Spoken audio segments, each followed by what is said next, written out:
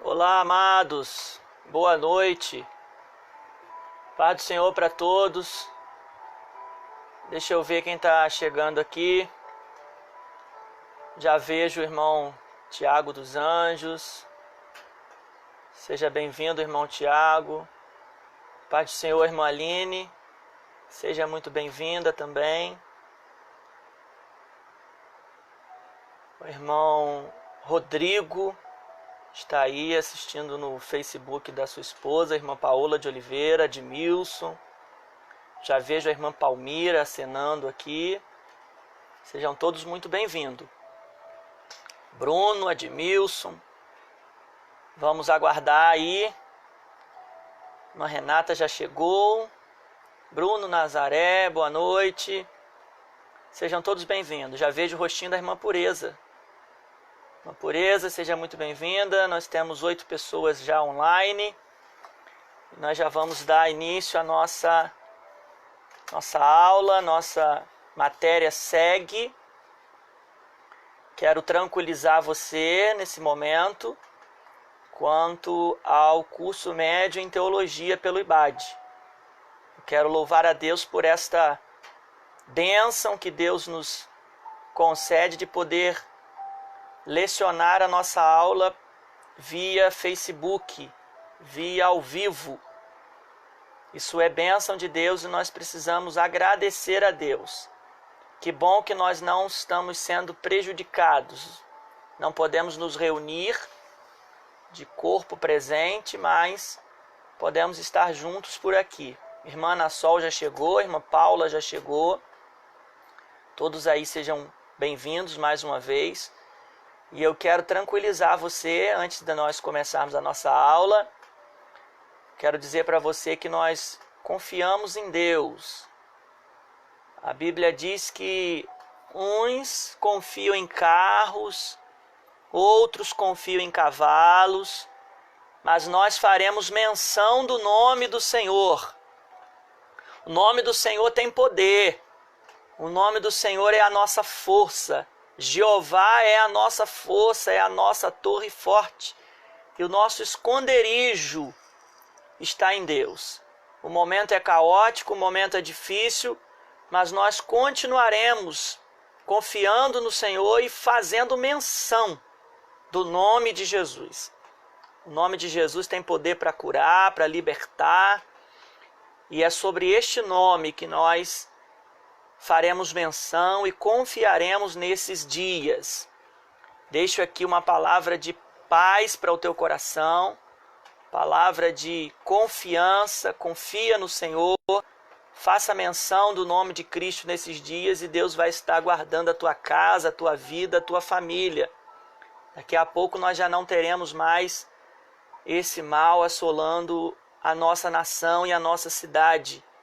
E certamente voltaremos às nossas atividades normais. Ok, meus irmãos? Sejam todos muito bem-vindos. Que a graça e a paz do Senhor Jesus possa nos acompanhar nesse momento. Nós estamos aí com a nossa matéria Introdução Bíblica. Já estamos finalizando a matéria. Hoje nós entraremos na unidade 4 do livro.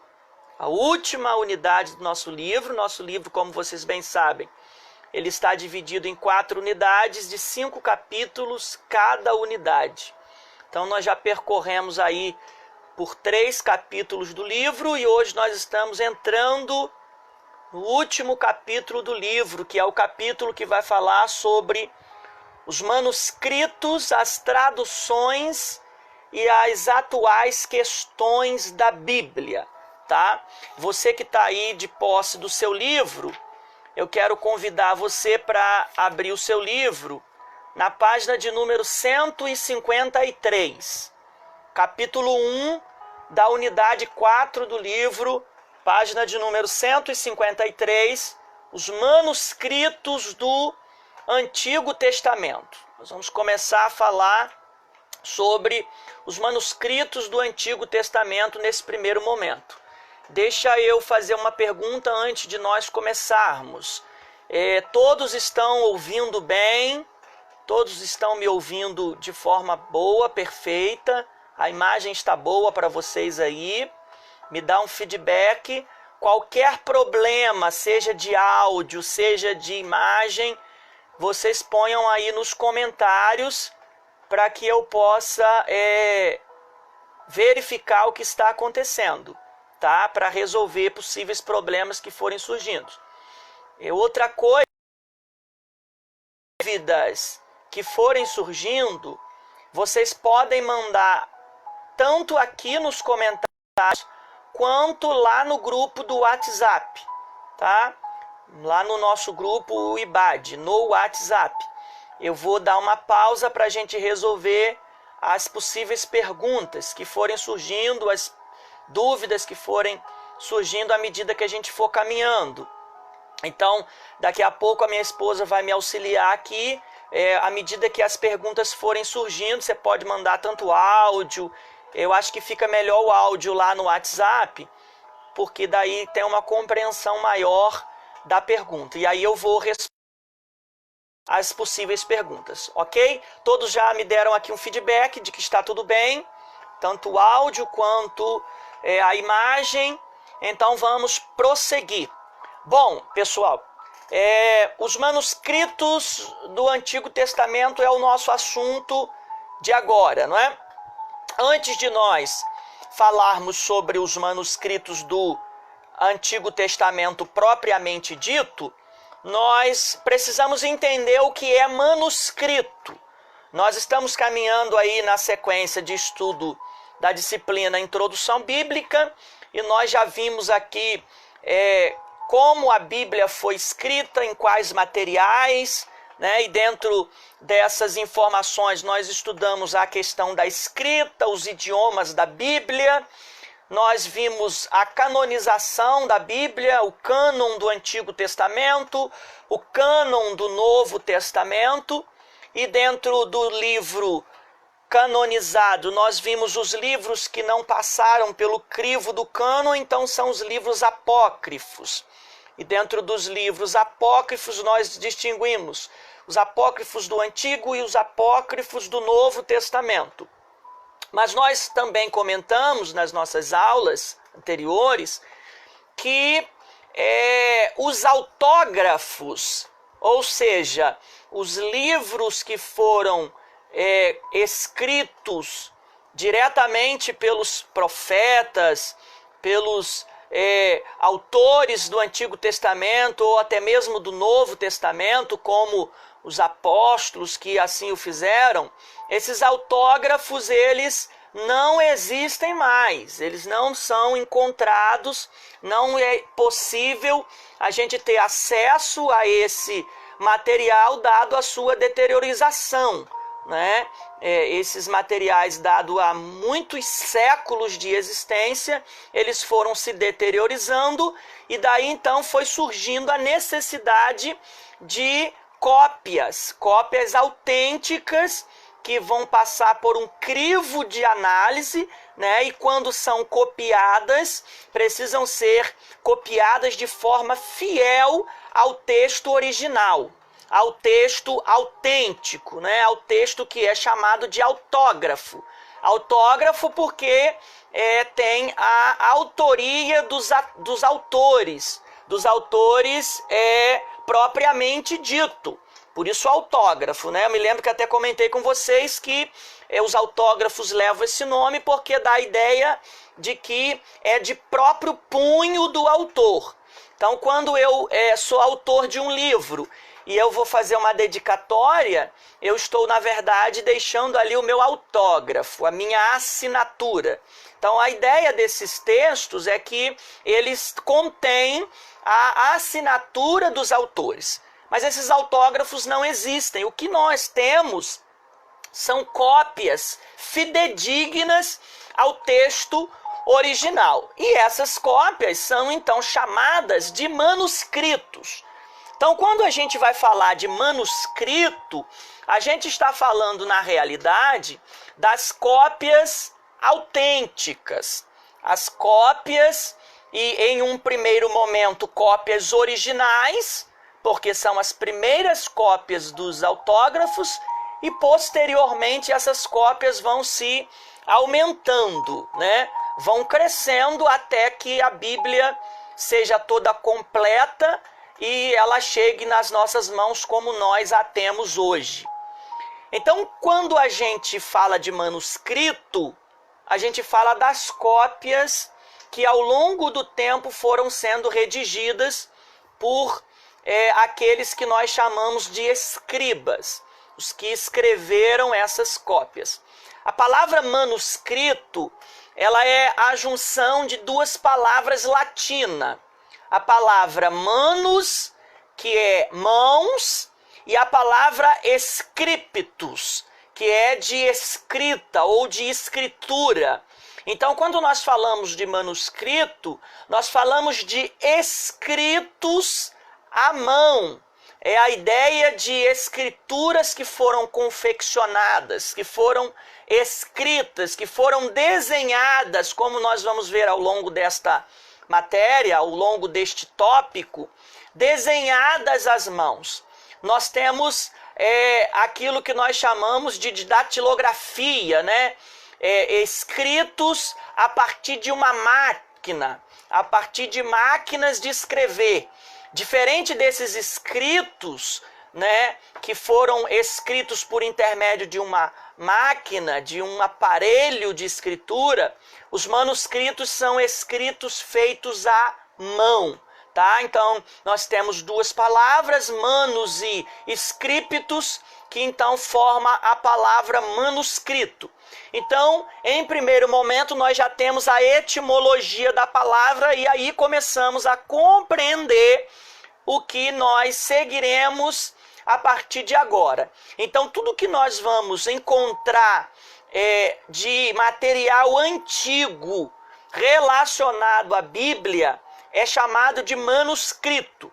Em alguns momentos da matéria, nós já até comentamos sobre os manuscritos de Qumran, ou os manuscritos do Mar Morto, onde um jovem pastor árabe, procurando as suas ovelhas, encontra dentro das cavernas de Qumran alguns manuscritos.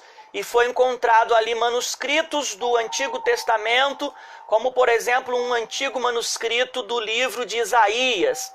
Quando comentamos sobre os apócrifos, grande quantidade dos apócrifos do Antigo Testamento foi encontrado também nos achados, nos manuscritos de Qumran ou ali do Mar Morto, pela proximidade que essa região está dali do Mar Morto. Então, também mais conhecido e chamado como manuscrito do Mar Morto. Bom, então já sabemos o que é manuscritos, então vamos agora para os manuscritos do Antigo Testamento, tá? Vamos compreender como de fato foram escritos essas cópias autênticas do Antigo Testamento. Então, o capítulo 1 do livro, ele vai ser dividido em 4 partes principais, tá? O primeiro ponto que nós vamos comentar é a idade dos manuscritos. O segundo ponto que nós vamos comentar é o material, tá? O material não é muito novidade, porque nós já estudamos lá nos primeiros capítulos, lá nas primeiras aulas, sobre os materiais pelos quais a Bíblia foi escrita, né? Vimos o pergaminho, vimos o velino, o óstraco, vimos o papiro, que é um material mais de fácil deteriorização, um material mais barato, e por isso muitos dos escritos do Novo Testamento, principalmente, foi se utilizado do papiro. Então, não é muita novidade, não temos muito o que comentar, mas é o segundo ponto aí do capítulo. O terceiro capítulo nós vamos falar sobre o estilo, né, de escrita. Nós vamos descobrir aí como foi escrito, né, qual era o estilo de escrita utilizado nesse período. E por último, nós vamos ver a questão da pontuação desses manuscritos aí do Antigo Testamento. Então, primeiro ponto aí, os manuscritos foram produzidos em diferentes tipos de materiais, tá? Todos os materiais de fácil deteriorização, principalmente devido ao seu armazenamento. Então, eu havia comentado com vocês que a forma com que esse material era armazenado e também o tipo de material fez com que ele se deteriorasse à medida do tempo. E novos manuscritos foram surgindo, né? À medida que um manuscrito ficava ilegível, ele precisava ser retirado de circulação. E aí aqueles a quem era responsável para redigir essas cópias precisavam de preparar uma nova cópia. Quando eu falo de manuscrito, gente, nós precisamos observar algo.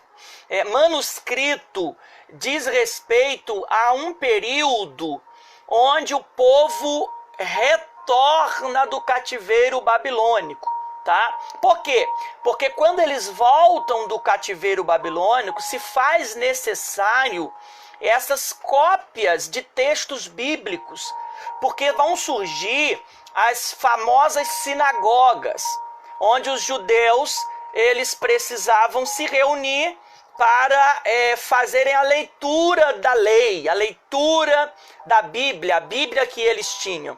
Então, como havia se perdido muito conteúdo, lembrando que eles ficaram cativos na Babilônia 70 anos, nós falamos aí, antes do cativeiro babilônico, nós tivemos o cativeiro assírio, quando a Assíria vai tomar Samaria, capital do Reino do Norte, e vai exterminar com os judeus, né? A liturgia de culto, os materiais, né? Tudo foi se perdendo, inclusive a própria língua falada, o próprio idioma que eles falavam se perdeu.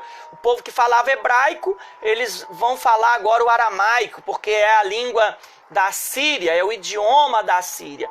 E depois disso nós temos anos à frente o cativeiro babilônico que vai tomar o Reino do Sul, né? E 70 anos depois esse povo volta para a sua cidade natal, para a sua origem residencial. Então se faz necessário ter esse material para que nos seus cultos, nas suas liturgias, se pudesse ler, né, fazer a leitura, principalmente nas sinagogas. E então o trabalho dos escribas foi um trabalho muito acirrado, né? Quando a gente estuda o livro de Esdras, Esdras era um escriba, né?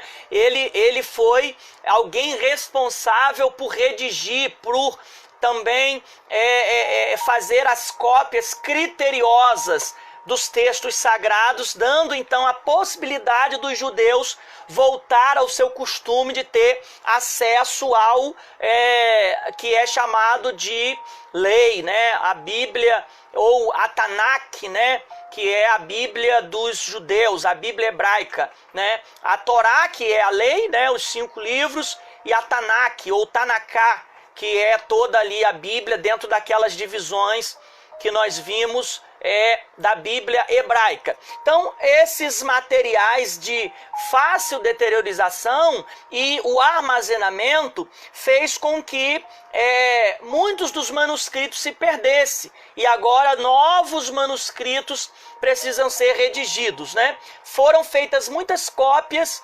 num processo religioso e um processo totalmente manual. Lembra dessa palavra, manual, né? Manuscrito, escrito, feito à mão. Então, nós vamos ver aí na página de número 154 algumas informações muito importantes, como eu acabei de falar. Lá no 2º parágrafo, nós vemos a informação de que Esdras, ele participou aí de importantes escritos, né, cópias dos manuscritos. Veja no 2º parágrafo, você que está acompanhando no livro, página 154, diz que Esdras, segundo a tradição rabínica, atuou na difícil tarefa de juntar e recopiar os manuscritos dos textos sagrados. A sua escritura foi feita em alfabeto grego, ou melhor, perdão, alfabeto hebraico, né? O alfabeto hebraico, que é o antigo idioma, não é? É o que eles falavam antes do cativeiro. Então ele faz a reescrita desses materiais para o idioma aramaico, que é o idioma falado pelo povo depois que retornou do cativeiro. Foi nesse período que surgiram as sinagogas, onde obrigatoriamente eram lidas as Sagradas Escrituras como parte da liturgia. Assim, nada mais óbvio para cada sinagoga que surgia que cópias das Sagradas Escrituras fossem feitas. Então, à medida que novas sinagogas iam surgindo, ia surgindo também a necessidade de um novo material, porque à medida que aumentavam as sinagogas, precisava de uma circulação maior desses manuscritos. Agora, há uma informação muito relevante sobre os manuscritos, porque dentro desses manuscritos, ou também chamados de rolos das sinagogas, tá? Nós temos os rolos das sinagogas e as cópias particulares, tá? O que era rolo da sinagoga e o que era cópia particular? Bom, o rolo da sinagoga era uma cópia considerada sagrada, tá? Isso por causa da regra rigorosa. Nós vamos ver mais adiante a regra que os escribas, nós vamos falar do Talmud, dos talmudistas, e nós vamos ver a regra que eles precisavam seguir para fazer essas cópias. Então, esse rolo da sinagoga, ele era considerado cópia sagrada, dado a rigorosa regra de sua execução, minha gente. Ok? E aí, esses rolos das sinagogas eram rolos usados única e exclusivamente nos cultos, nas reuniões públicas e nas festas anuais. Tá? Então eles eram restritos a culto, à organização religiosa das reuniões públicas e das festas sagradas do calendário judaico. Esses eram os rolos das sinagogas. E as cópias particulares eram cópias que foram manuscritas para que se pudesse ter em família. Tá? Então essas cópias particulares eram usadas nas leituras diárias em casas, né? Onde os pais faziam a leitura para os filhos, né? Então nós temos os rolos da sinagoga, que eram única e exclusivamente para os rituais litúrgicos, e nós tínhamos essas cópias que eram utilizadas pelos pais e nas casas, né? São as cópias particulares, que eram utilizadas única e exclusivamente para o convívio familiar, né? Para o convívio do lar, tá? Há uma pergunta aqui do irmão Jefferson. Rigorosa regra de quê? Irmão Jefferson, quando se foi transcrever, né, ou reescrever as cópias, nós acabamos de falar, por exemplo, de Esdras como sendo um escriba porque tinha a função de escrever as cópias da Bíblia, né? Então existiam regras rigorosas pelos quais o escriba precisava se utilizar nessa escrita, tá? Nós vamos ver isso daqui a pouquinho mais para frente. Quais eram essas regras? Não era simplesmente ele ser escriba e fazer a cópia, o manuscrito, né? Não, ele precisava cumprir regras, né? A tradição rabínica, a tradição judaica, né? Exigia uma rigorosa regra, né? Ou muitas rigorosas regras no processo de escrita. Inclusive, nós vamos ver que essa regra estava também relacionada ao traje, a roupa que o escriba deveria usar, né? O escriba não poderia estar com qualquer roupa. precisava usar uma roupa específica, especial, precisava se lavar, para depois então começar o processo de escrita. Então vimos aí Esdras, né, como sendo um escriba pós-cativeiro. Os discípulos de Jesus empreenderam um grande esforço no sentido de reproduzir os evangelhos e epístolas para que fossem lidas pelas diversas comunidades cristãs que existiam.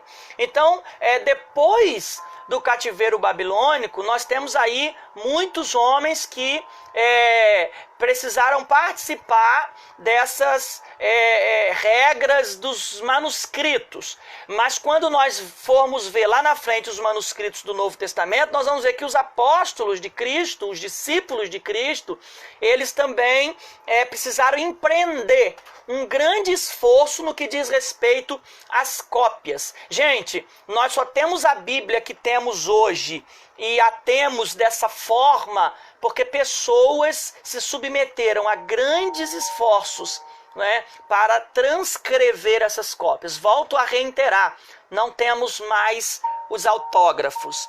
Imagine se os autógrafos fossem se perdendo e outras pessoas não fossem levantadas por Deus para redigirem essas cópias. A Bíblia não chegaria até nós, mas uma das doutrinas da Bíblia é a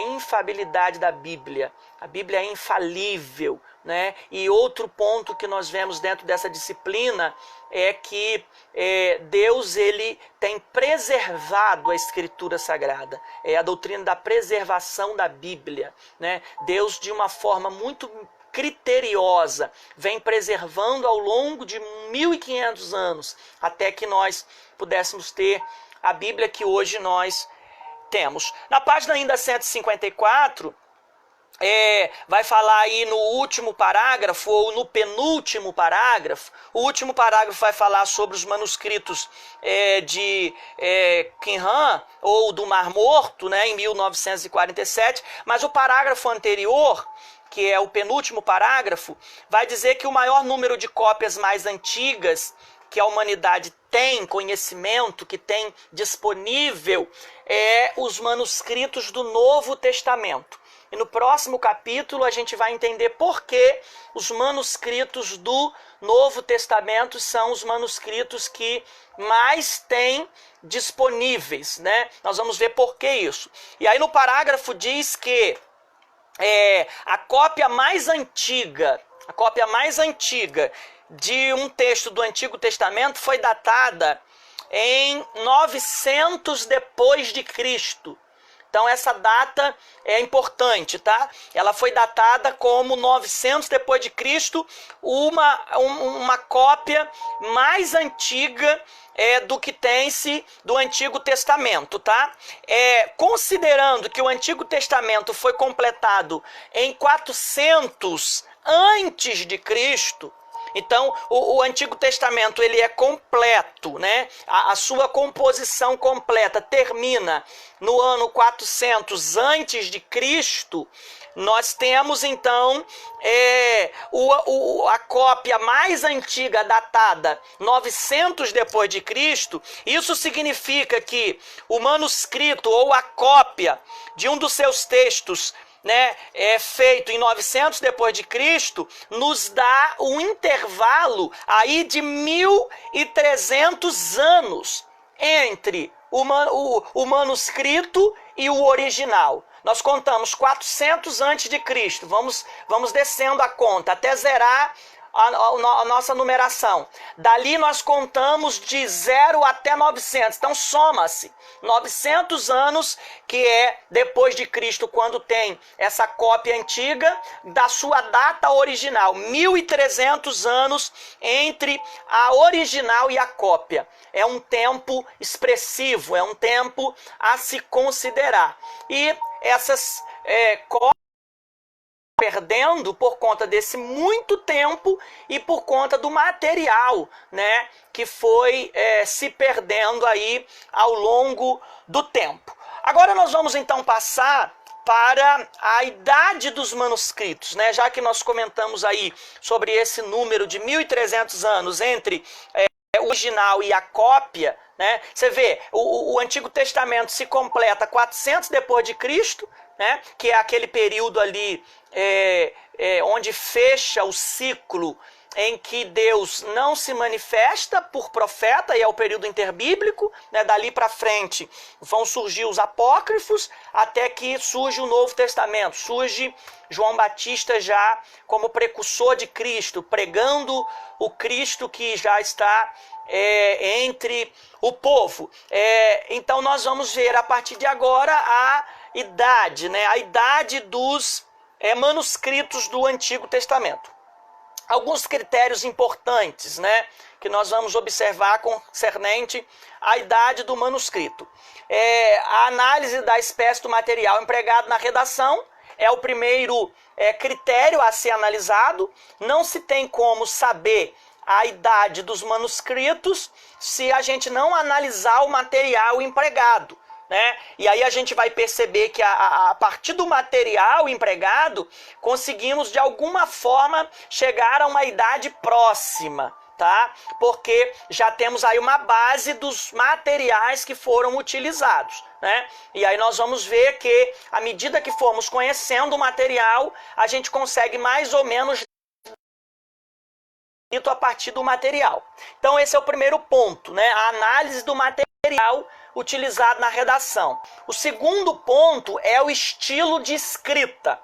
Qual é o estilo de escrita utilizado? Pontuando a escrita, a gente consegue chegar a uma data aproximada.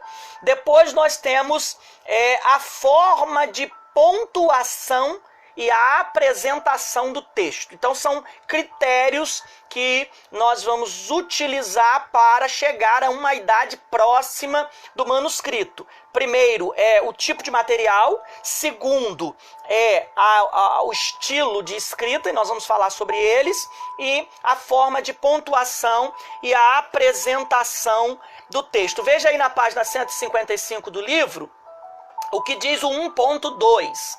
A descoberta dos manuscritos de Qumran trouxe à tona textos com idades mais remotas do que aqueles anteriormente conhecidos, né? Então, os achados do Mar Morto trouxe textos mais antigos do que se já tinha conhecimento, do que já circulava entre a comunidade judaica, datando que esses achados eram manuscritos muito mais antigos do que os que eles já tinham conhecimento anteriormente. Essa antiguidade dos manuscritos, que se constitui em elemento indispensável na convocação ou na convicção a respeito da originalidade de determinada cópia, é avaliada a partir de alguns critérios, e é os critérios que nós acabamos de comentar: o material, o estilo de redação e a forma de pontuação. Então, o primeiro ponto aí que nós vamos analisar é o material, né? Então, veja aí o 1.2.1, vai falar sobre o material feito com as peles de animais, né? Nós vamos ver aí que há um grande consenso por parte dos teólogos de que esses manuscritos do Antigo Testamento foram escritos sobre a pele de animais. Isso porque eles estão entre os materiais mais antigos utilizados na escrita. Nós vimos lá o velino, né? O velino que era feito de pele de animais novos, né? Animais natimortos, né? Os animais que nasciam mortos. Então se pegava a pele desses animais e se utilizava um processo que nós já vimos anteriormente para que se fizesse o velino, onde era escrito, né? As letras, né, do texto sagrado, ou as palavras, as sílabas do texto sagrado. Então, boa parte dos teólogos fica com o consenso de que o Antigo Testamento, ou os manuscritos do Antigo Testamento, foi feito através de pele de animal. Veja aí o texto de Isaías, descoberto nas cavernas, né, ali próximas ao Mar Morto, foi redigido em tiras de couro, Tiras de couro que, costuradas umas às outras, atinge 7,34 metros de comprimento por aproximadamente 26 centímetros de largura, né? E é considerado pelos especialistas o manuscrito mais antigo até agora encontrado. Então nós temos um rolo de quase 8 metros de comprimento por 26 centímetros de largura, que é o livro de Isaías. E ele é o manuscrito considerado o manuscrito mais antigo, que por sinal foi encontrado lá em 1947, nos achados do Mar Morto. Então, ele foi redigido em tiras de couro, que seguiu aí um minucioso processo de escrita. Depois da idade, então, nós temos aí, ou ainda dentro da idade, né, nós estamos falando do material empregado para se descobrir aproximadamente a idade. Então, o primeiro ponto é o material. Então, o manuscrito mais antigo, consideravelmente, é o de Isaías, que tem quase 8 metros por 26 centímetros, escrito em tiras de couro. Depois nós temos a escrita utilizada. Nós temos aí o estilo de escrita que foi utilizado na redação desses manuscritos. Dentro do estilo de escrita, eu diria o estilo literário, né, da escrita, nós temos o estilo uncial, tá? Uncial, e nós temos o estilo cursivo. Isso está na página 156 do livro, tá? Qual era o estilo de escrita nesse período onde os escribas estão compelindo as cópias da Bíblia Sagrada? Então nós temos o estilo uncial, né? O que é o estilo uncial? É um texto que era redigido com letra maiúscula, tá? O estilo uncial, ele se dá pelas letras maiúsculas, é o que nós chamamos letra em caixa alta, né? Hoje, quando falamos das letras maiúsculas, quando nós vamos ver aí as regras da EBNT, por exemplo, para fazer a monografia, nós precisamos utilizar, por exemplo, os títulos em caixa alta, né? Caixa alta são letras maiúsculas. Então, o estilo uncial, ele traz as letras maiúsculas sem nenhum espaço entre as palavras e sem pontuação e sem acentos. Então, você percebe a dificuldade que os escribas tiveram para redigir esses manuscritos, porque eles estão recopiando a partir de documentos que se tem. Então eu tenho aqui uma documentação, e aí nós até falamos lá, quando falamos sobre essa transliteração, falamos ali de alguns erros de transliteração.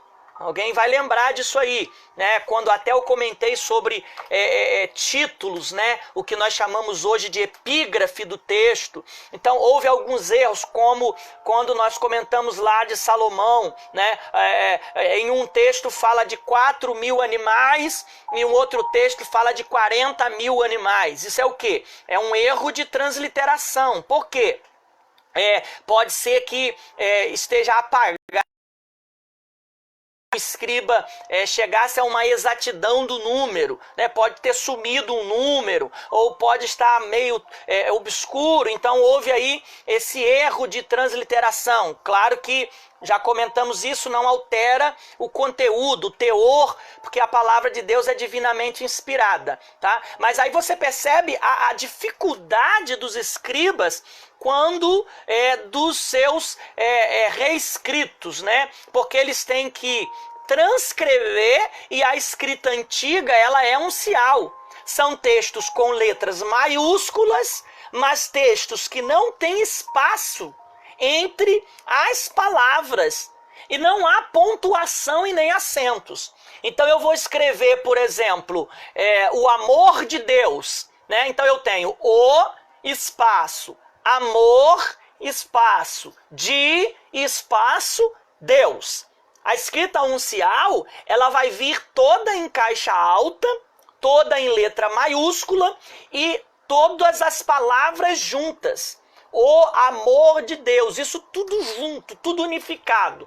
Então, o escriba precisava de uma análise completa e isso demandava tempo e muita dificuldade, uma vez que o material estava se deteriorando, uma vez que estava apagado. Então, você percebe o poder de Deus. A mão de Deus velando e zelando pela Escritura Sagrada. É por isso que Deus falou para o profeta Jeremias, quando faz uma pergunta, que tu vês? E ele disse, eu vejo uma vara de amendoeira. E aí o Senhor disse, tu viste bem, porque eu velo pela minha palavra para a cumprir, né? O zelo, Deus ele está velando, é como alguém que está acobertando, que está guardando, que protege a sua palavra. Então, o estilo uncial é o estilo mais antigo e é o estilo que foi utilizado para se preparar os manuscritos do Antigo Testamento. Então, quando você for interrogado sobre o estilo uncial de escrita, você sabe que é um texto maiúsculo, sem pontuação, sem acento e sem espaçamento entre as palavras, tá? O outro estilo principal aí, nós estamos falando dos estilos da Bíblia, da Escritura Sagrada, é o estilo cursivo, né? Que é um estilo mais comum, né? E é o estilo que emprega letras minúsculas, né? As letras já não são maiúsculas, elas são minúsculas e ligadas umas às outras e com espaço entre as palavras e frases, tá? É o que nós conhecemos hoje, né? Só que elas são minúsculas, tá? E diferente das unciais, que são maiúsculas, elas são minúsculas e elas são ligadas umas às outras com um espaço. Então, Deus é amor, tudo em minúsculo, com espaço, tá? Entre as palavras e as frases, ok? Estilo uncial e estilo cursivo. Estilo cursivo, letras minúsculas com palavras ligadas com espaço entre palavras e frases, tá? Vejo aqui uma pergunta, o irmão Rodrigo, qual era o critério para a escolha de um escriba? Vejo a pergunta do Bruno. Essas eram as regras rigorosas que o irmão Jefferson perguntou? Não, irmão Bruno. Deixa eu responder primeiro o irmão Bruno, que é uma pergunta mais voltada para o assunto, uma vez que a pergunta do Rodrigo foge um pouco aqui do assunto. Essas regras não são as regras que o Jefferson perguntou. Essas regras nós vamos ver mais à frente quando nós formos falar dos talmudistas e dos maçoretas, tá?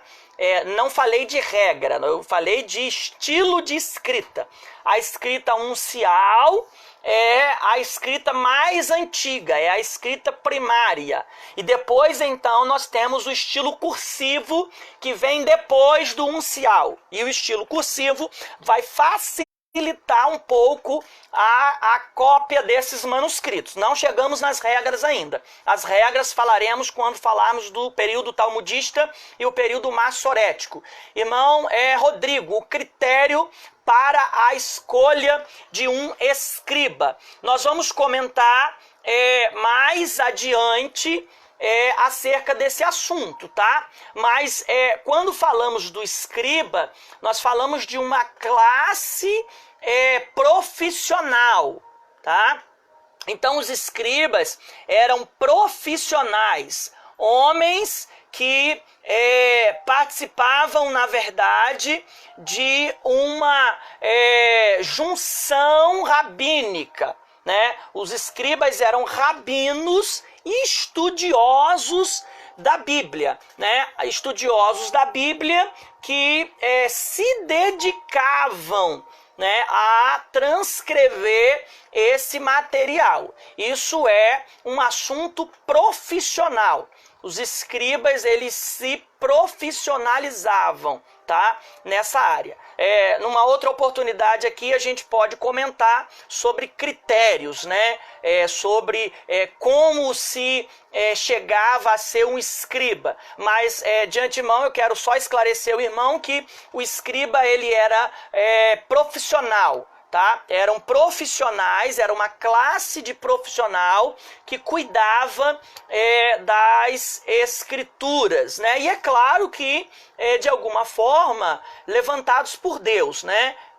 Levantados por Deus para essa área. Como nós temos hoje mestres, né? Nós temos mestres hoje que escrevem comentários, né? Nós temos bíblias aí comentadas por mestres que tecem, né, os seus comentários acerca do texto e vai auxiliando, né, o leitor da Bíblia no entendimento. Então os escribas eram uma espécie de mestres, né, de escritores, né, que comentavam, né, que faziam seus comentários dentro do que diz respeito ao texto sagrado, tá? Mas nós vamos falar do critério que se utilizavam esses escribas para fazer a transcrição do manuscrito sagrado, ok? Então nós temos aí, voltando aqui, o estilo uncial e o estilo cursivo, como sendo os principais estilos das escritas do Antigo Testamento. Deixa eu ver aqui, o Bruno agradece, o irmão Rodrigo diz que entendeu, ok? Nós podemos detalhar um pouco mais sobre esse assunto em um outro momento, uma vez que a gente tem muito assunto ainda dentro da questão da introdução bíblica. Depois nós vamos então para o outro ponto, que é a pontuação do manuscrito, tá? Depois de ver os estilos, nós vamos ver a pontuação, tá? A forma de pontuação do manuscrito. Os maçoretas eram escribas piedosos e inventaram sistemas de pontos vocálicos, ou seja, sinais que passaram a representar as vogais hebraicas. Então nós temos o estilo uncial e nós temos o estilo cursivo, tá? O estilo uncial, ele é maiúsculo e as palavras todas juntas, não há espaço, não há separação de uma palavra para outra. Inclusive, pessoal, não há esse espaço entre uma frase e outra, não há parágrafo. Tá? Não há parágrafo, não. A Bíblia não estava dividida em capítulo, em livros, em versículos, né? Na verdade, livros sim, né? Os livros distintos, mas um livro, ele não estava dividido em capítulo e nem versículo. Era uma escrita direta, sem espaço, de palavra para palavra e de frase para frase, ok? E aí nós temos o cursivo, que já vai trazer uma facilidade, que são letras minúsculas com espaçamento entre as palavras e as frases. Aí surge, aí na página de número 156 ainda, o que é chamado maçoretas, tá? Os maçoretes ou os maçoretas, que são nada mais, nada menos do que escribas de um período, né? E os maçoretas é de um período mais recente. E eles vão, de forma piedosa, inventar, né, o sistema de ponto vocálico, ou seja, sinais que passam a representar as vogais hebraicas. Por quê? O hebraico, ele não possui vogal, tá? O hebraico tem as suas 22 consoantes. E então, agora, com o surgimento dos maçoretas, eles inventam os pontos vocálicos, né? Eles inventam sinais que vão representar as vogais hebraicas, tá? Aí diz o texto aí do autor, além disso, inventaram também parágrafos, divisões de palavras, acentuação gráfica, ponto e vírgula, ponto final e um ponto de interrogação. Isso tudo entre o século 6 e o século 10 depois de Cristo. Então os maçoretas são muito importantes dentro da composição dos manuscritos do Antigo Testamento, porque eles vão inventar aí de forma criteriosa os pontos vocálicos, tá? Depois você dá uma apurada aí no livro sobre esses pontos. Diz que os maçoretas, eles fizeram a transmissão dos manuscritos hebraicos, que chega a contar o número de vezes que cada letra do alfabeto aparecia em cada livro.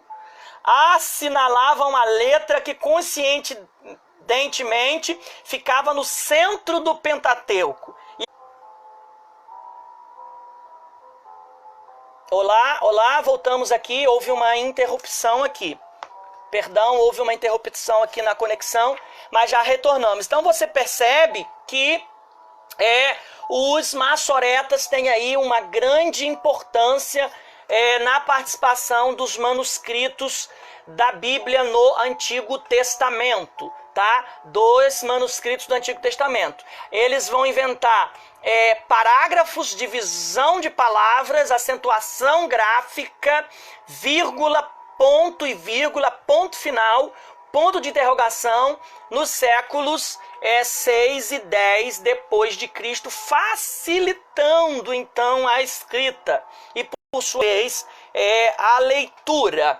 Vamos caminhando aqui, nós vamos entrar então para agora o período, né? Dois períodos importantes aí do manuscrito do Antigo Testamento. Na página 157, depois da citação aí de Kenyon, nós vamos ver lá embaixo assim o parágrafo que diz: o Antigo Testamento recebeu as primeiras divisões em seu texto antes mesmo do cativeiro babilônico, tá? É o caso do Salmo 119, que recebeu as letras do alfabeto hebraico, Aleph, Bet, Gimel, Dalet, etc.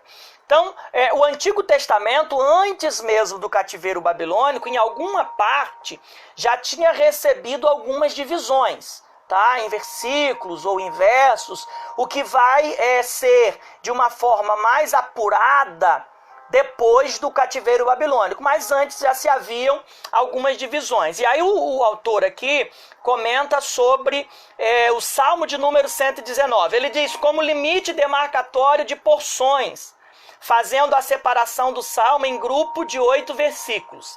Entretanto, é somente durante o exílio que todo o livro do Antigo Testamento é dividido em seções, 54 ao todo, chamados de parashiote, tá? As divisões em capítulos e versículos se realizaram em épocas diferentes, tá? O capítulo foi adicionado no Antigo Testamento no período da Reforma Protestante, tá? Por volta de 1517 é que os capítulos são inseridos, né? É que há a divisão de capítulo. E em versículos, por sua vez, eles vieram 54 anos depois, por ocasião da publicação do primeiro volume do Antigo Testamento, feito por Ário Montano. Agora, comentando sobre a divisão de Salmo, nós vamos ver que o Salmo foi dividido em seções, né, demarcatória de 8 versículos, tá? E cada versículo, quando você abre lá o livro de Salmo 119,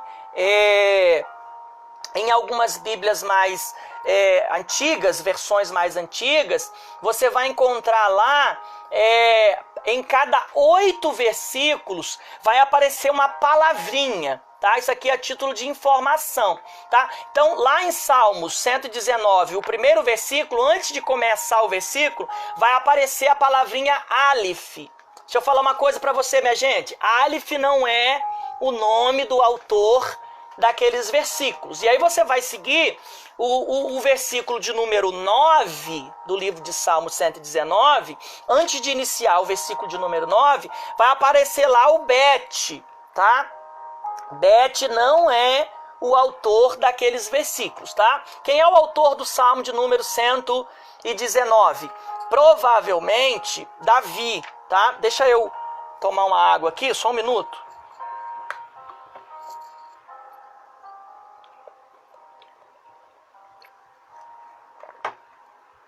Provavelmente, o Salmo de número 119 tenha sido escrito por Davi, mas há uma discussão entre Davi, Esdras e Daniel. Então, possivelmente, pode ser que tenha sido Esdras ou até mesmo Daniel. Mas uma boa parte prefere ficar com Davi, tá?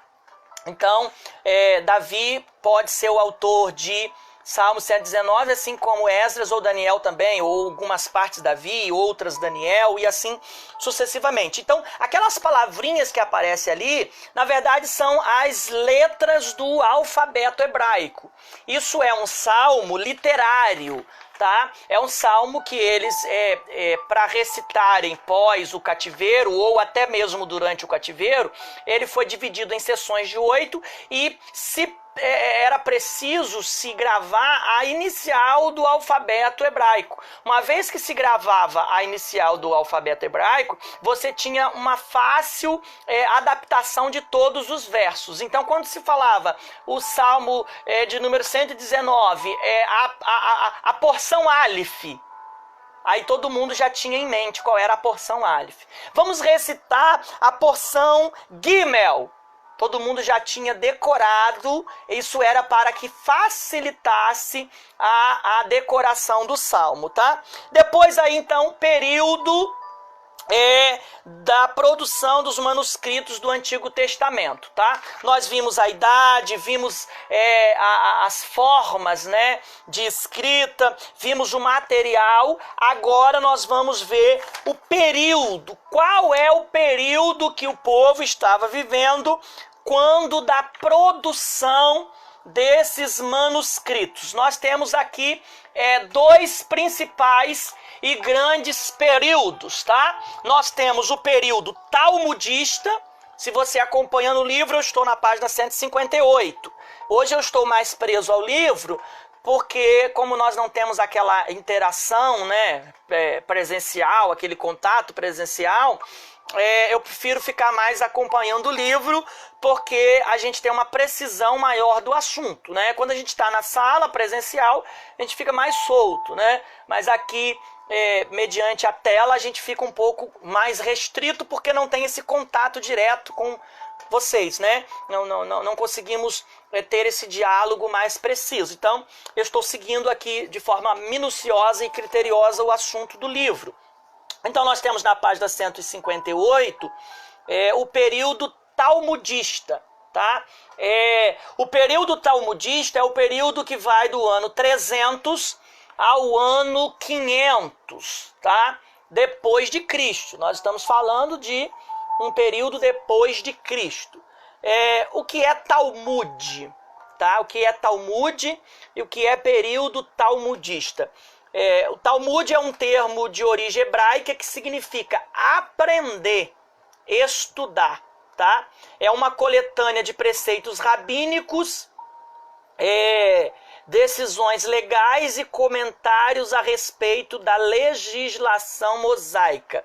Então, quando os manuscritos do Antigo Testamento foram elaborados, eles são elaborados no período dos talmudistas, né? São preceitos rabínicos, são decisões legais e comentários acerca da Torá, né?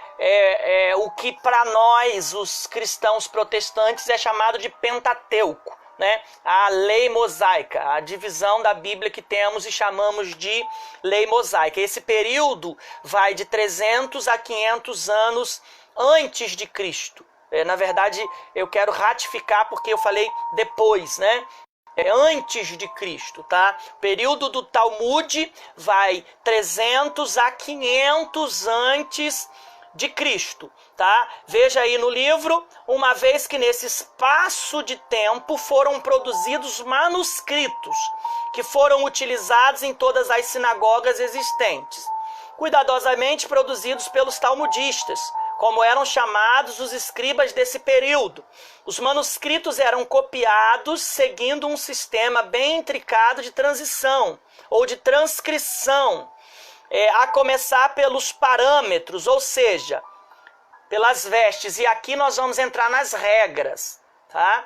Que esses rabinos precisavam se utilizar, os rabinos escribas, para transcrever esses manuscritos. Percebe que o ano é datado entre 300 a 500 antes de Cristo, próximo já do silêncio de Deus, né? Porque são 400 anos antes de Cristo, então se ele vai de 300 a 500, falta 100 anos apenas para que o silêncio de Deus se estabeleça, o período interbíblico se estabeleça. E aí você percebe que nesse período os talmudistas, de forma, eu diria, usados por Deus, vão fazer esses comentários, né? Ou essa reescrita destes textos sagrados. Agora vamos às regras dos talmudes, né? Ou dos talmudistas. Veja aí, antes de iniciar a redação, o copista deveria lavar todo o corpo, tá? Então ele precisava se banhar, essa era uma regra. Ele precisava tomar banho, precisava estar limpo e estar devidamente trajado a rigor, tá? As vestes com as quais os rabinos deveriam estar vestidos, precisava vesti-las antes de começar a escrita e depois de haver se banhado, se limpado, tá? Então vamos recapitular aqui. O período talmudista vai de 300 a 500 a.C. Talmud dá a ideia de aprender, estudar, né? São rabinos que se prepararam nesse período. E aí, ao Rodrigo, cabe aí a colocação, nesse período, Rodrigo, que vão surgir muitos dos escribas, porque são homens voltados para a área do ensino, né? Para a área do aprendizado e, por sua vez, a área do ensino. Quem aprende, quem estuda, vai ser levantado para o ensino, né? Para ensinar, para comentar. Esse período, então, aí de aproximadamente 200 anos. Eles eram copiados nesse período por esses copistas, seguindo um sistema bem minucioso, tá? E as regras principais aí era a questão da limpeza do corpo, né? Isso porque o judeu tem muito cuidado concernente à questão da limpeza do corpo, né? Você vê que em algumas ocasiões questionaram até Jesus, mas os teus discípulos comem sem lavar as mãos, né? Porque o judeu não tem o hábito de se alimentar sem lavar as mãos. Um alimento é sagrado, a questão da higiene, né, da limpeza pessoal é algo sagrado. Você vai ver que no texto de João 2, quando Jesus é convidado para um casamento em Caná da Galileia, diz que ali foi posta 6 talhas de água.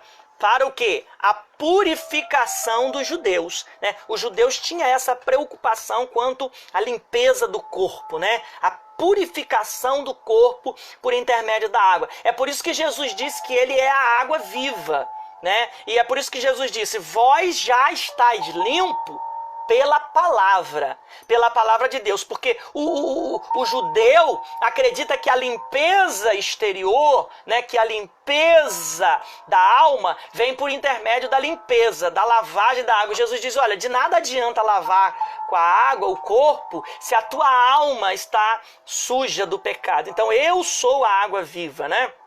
Vocês são limpos pela minha palavra. E ali no casamento, eles tinham as talhas de água para a purificação, porque eles precisavam se purificar, se lavar. E aí você percebe que dentro da tradição religiosa dos judeus, eles se preocuparam muito mais com aquilo que era religioso do que com aquilo que de fato era importante, no caso ali do casamento. Porque o que falta não é a água para a purificação, mas o que falta é o vinho, que era o assunto principal da festa. Mas aí você percebe que Cristo estando lá, ele vai fazer uso daquela religiosidade, ou seja, Jesus vai fazer uso da água, que era utilizada para a purificação externa, para promover o milagre, né, do vinho, da água transformada em vinho. Então essa era a primeira regra, o primeiro critério, né, que a comunidade, que a tradição rabínica judaica dos escribas, no período talmudista, utilizava para fazer essas cópias. E depois vestia de forma devida o traje, né, de um escriba para fazer então essa cópia. Nesse período talmudista, nós temos aí alguns pontos específicos que a gente precisa comentar, tá? Nós temos aí procedimentos que eram adotados por esses rabinos durante a produção e preservação do material, né, a ser manuscrito. Então, o primeiro é o seguinte, olha aí as regras, irmão Jefferson, irmão Bruno, tá? Primeiro ponto era a limpeza, era a purificação.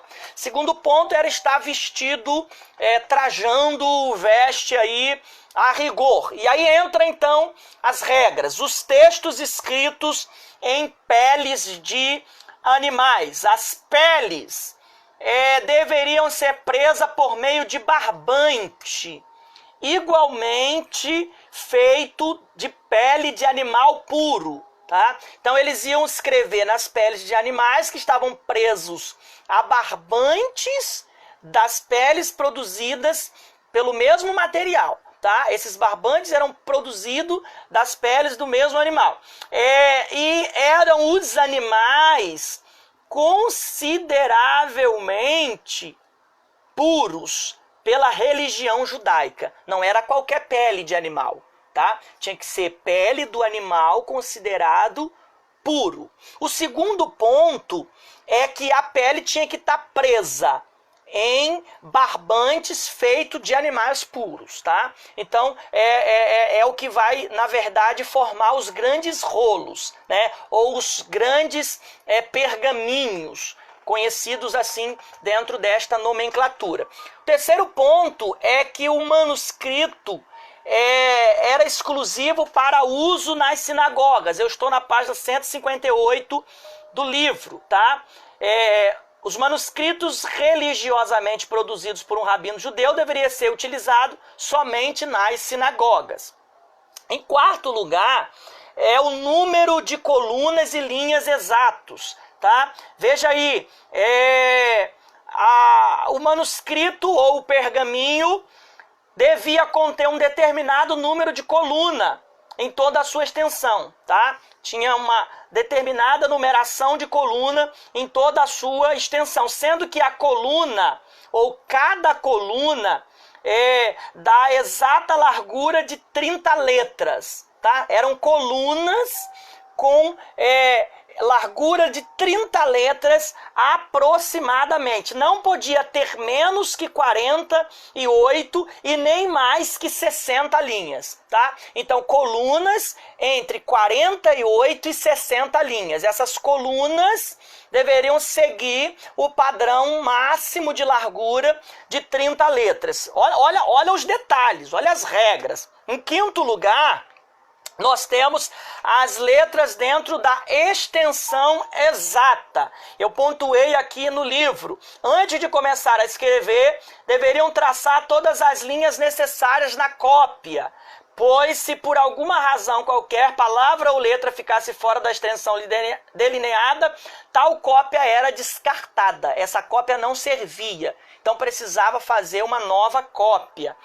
E, em sexto lugar, o escrito religiosamente com tinta preta, tá? Deveria ser feito em tinta preta. E, por último, os espaços, e em sétimo lugar, deveriam ser obedecidos. Então, depois você pode dar uma lida aí no seu livro, que você vai ver de forma detalhada pelo menos 7 critérios, tá? Depois de haver se banhado e vestido a roupa e entrado para fazer o escrito. Esse é o período talmudista, período do Talmud.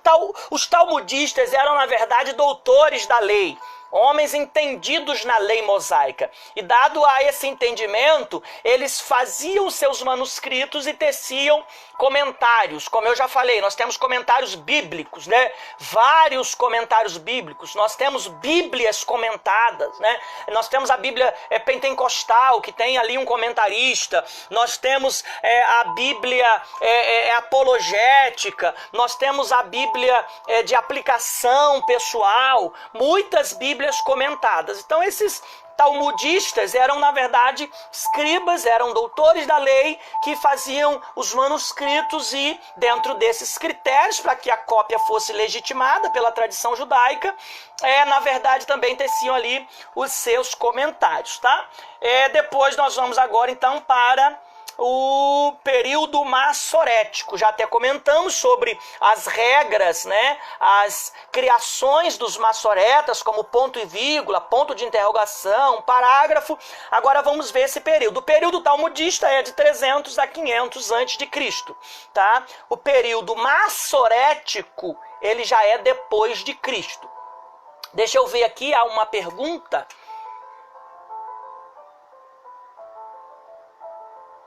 O Bruno pergunta como era um animal puro, ou que tipo de animal era puro. Bruno, dentro da lei judaica, quando nós lemos lá o livro de Levítico, deixa eu tomar mais uma água, e nós já vamos dar uma pausa, tá? Nós vamos dar uma pausa de 10 minutos, tá? Eu preciso de uma pausa de 10 minutos, e aí então eu vou interromper a conexão por 10 minutos, e aí a gente continua depois dos 10 minutos, mas eu ainda vou responder ao Bruno e falar sobre os massoretas, ou os período massorético. Então, Bruno, quando a gente lê o livro de Levítico, que é o livro concernente às leis, inclusive nós já estudamos isso lá no Pentateuco, você estudou comigo já o Pentateuco, nós temos ali os animais puros, os animais limpos. Por exemplo, o porco é um animal consideravelmente dentro da lei judaica, um animal impuro, né? Ele tem a sua pata fendida, né? Há uma fenda, e ele é considerado então um animal impuro, tá? Isso é assunto da lei de Deus, né? É um assunto que a gente tem que estudar num outro momento, mas eu estou te dando um exemplo do animal impuro. O porco, por exemplo, é um animal imundo, é um animal impuro. Por isso que pessoas que seguem a lei, eles não comem a carne, né, do animal imundo, no caso a carne de porco, tá? Ah, sim, o Bruno disse que ele não fez o Pentateuco. Verdade, você chegou depois, né? Você já entrou nos livros históricos. É isso que dá o aluno que chega depois, a gente fica perdido, tá? Tô brincando com você, Bruno. Eu me lembro, sim, tá? Mas são animais aí imundos. E aí temos os outros animais, que são animais limpos, animais puros, tá? Quando Deus fala para Noé colocar animais na arca, tá? Os animais que entraram na arca, o casal de animal que entrou na arca, são os animais puros, são os animais limpos. Então você dá uma lida lá no livro do Gênesis, quando fala da entrada de Noé com os animais na arca, e aí você vai ver quais são os animais puros, consideravelmente, para a cultura judaica. Quais são os animais que entraram na arca. E estes são, ou na arca, né? Estes são os animais considerados animais limpos, animais puros. Então, o talmudista, os comentaristas, né, os doutores da lei, quando faziam uso desses animais, da pele desses animais, precisavam fazer o uso da pele dos animais limpos, tá? Não dos animais considerados dentro da cultura judaica como sendo impuros, ok? Ficou aí então a resposta. Vamos então para o período massorético, página 159 do livro. O que é o período massorético, tá? Ou quando é que se dá esse período? Enquanto o Talmud é antes de Cristo, o massorético ele está depois de Cristo. Então vamos fazer uma conta rápida. O talmudista está entre 300 a 500 antes de Cristo. Então guarde aí, 500 antes de Cristo. O massorético surge em 500 depois de Cristo. Então nós temos 1000 anos. 1000 anos depois do Talmud aparece o massoreta ou os massoréticos, tá? Os massoréticos então vão de 500 a 950 depois de Cristo. Eles recebem esse nome, também eram escribas, tá? Só que lá na frente, depois de Cristo. E eles vão participar principalmente ali dos escritos ou dos manuscritos do Novo Testamento. Recebe esse nome em razão do trabalho dos massoretas, que eram escribas piedosos, né? Então os massoretas eram escribas piedosos que deram ao texto do Antigo Testamento a sua forma final, né? Então eles estão depois de Cristo, eles estão 500, 950 depois de Cristo, mas eles é quem vão dar a forma concluída, a forma final do Antigo Testamento, tá? São escribas que vão seguir as regras dos Talmudes, né, com algumas alterações, mas são chamados de massoréticos por conta de ser o trabalho desses massoretas, tá?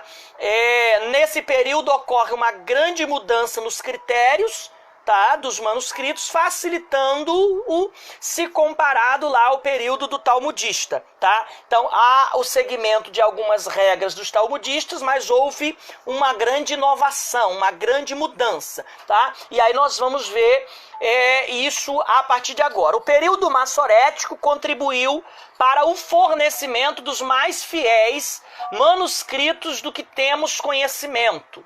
Então, os manuscritos que se tem conhecimento hoje são gratos aos massoretas, tá? Contavam todos os versículos, palavras e letras de todo o Antigo Testamento, acrescentando cifras no final de cada livro. Olha, gente, contar versículo, palavra e letra do Antigo Testamento, para que essa transcrição pudesse ser de forma minuciosa, né? E entre um livro e outro se colocava cifras, né? Para fazer essa separação e essa divisão dos livros. Olha o que diz o segundo parágrafo da página 159 do livro. Seja como for, ainda que com seu complicado sistema de salvaguarda contra erros de cópias, o período massorético contribuiu para o fornecimento dos mais fiéis manuscritos que temos hoje, ou que temos conhecimento hoje. Especialmente porque contavam os versículos, as palavras e as letras do Antigo Testamento, acrescentando cifras no final de cada livro. A lógica desse método é muito simples, tá? Segundo o autor, se após o término do trabalho de transcrição ou da cópia do texto, as cifras dos versículos, das palavras ou das letras não coincidiam com as do texto transcrito, a cópia tem algum erro de transcrição. Então eles utilizavam uma lógica onde as cifras dos versículos eram contados. as cifras dos versículos, das palavras e das letras. E se elas não tivessem uma consideração, se elas não coincidirem com as do texto que foi transcrito, né? Então eles contavam as cifras do original que eles estavam transcrevendo e do transcrito. Se não tivesse uma consideração entre um e outra, isso significava que a cópia tinha um erro de transcrição. Mesmo assim, acentua Albrecht, uma das maiores autoridades do Antigo Testamento e autor de mais de 800 livros, né? Olha aí o currículo do cara.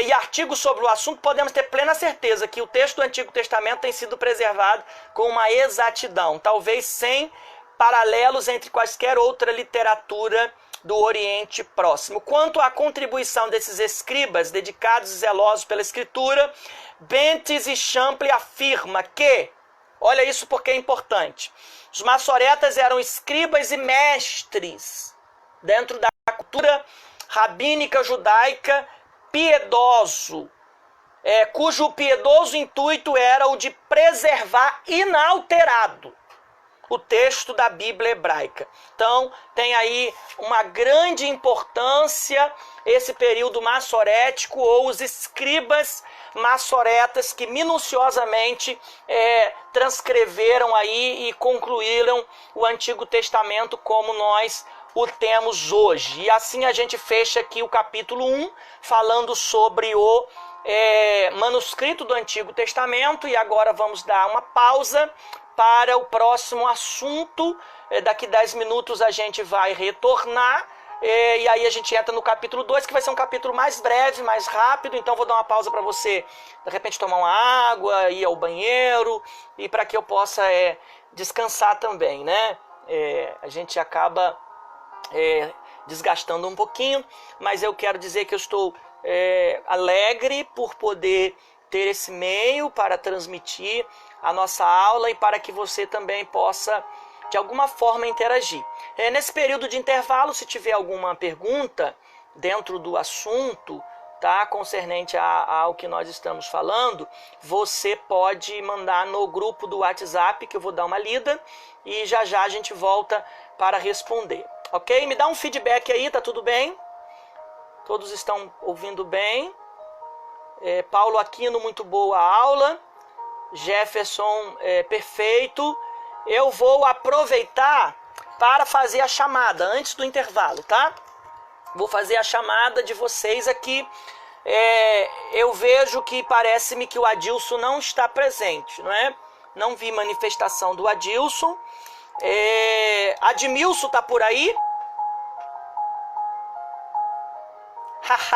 O bom da videoaula é que você pode assistir jantando. O irmão Rodrigo tá falando aí que tá jantando.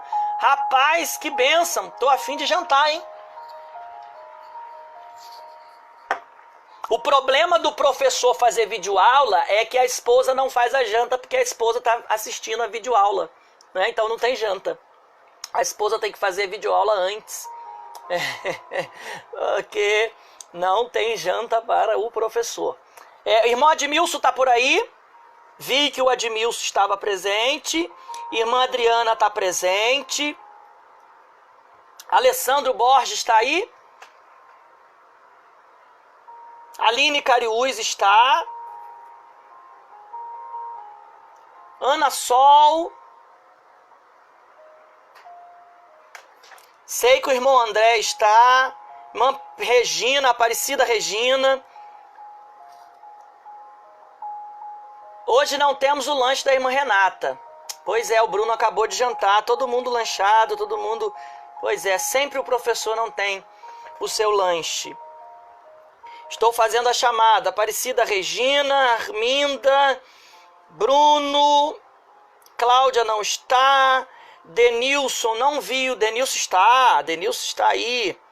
Apareceu o Denilson na hora. Elias está por aí? Olha, vamos fazer o seguinte, quem está assistindo a aula, manda para mim lá no grupo do WhatsApp, tá? A Elisete, irmã Zete, que bom Zete, que deu certo.